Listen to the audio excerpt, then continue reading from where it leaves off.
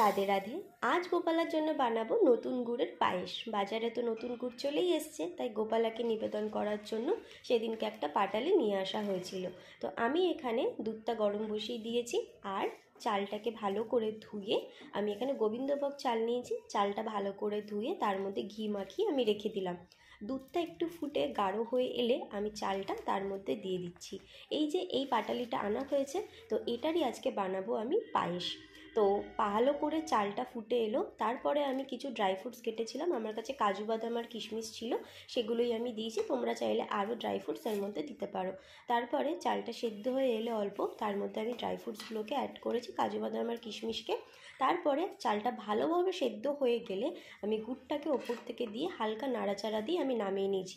কারণ অনেক সময় চিনি বা গুড় দেওয়ার পর দুধ কেটে যাওয়ার সম্ভাবনা থাকে, সেই কারণে আমি সবসময় গুড় আর চিনিটাকে একদম লাস্টে দিই। তো এই যে তৈরি হয়ে গেছে পায়েস, আর এখন আমরা এটা গোপালাকে নিবেদন করলাম সন্ধ্যাবেলায়, আর এটাকেই আমরা পরে প্রসাদ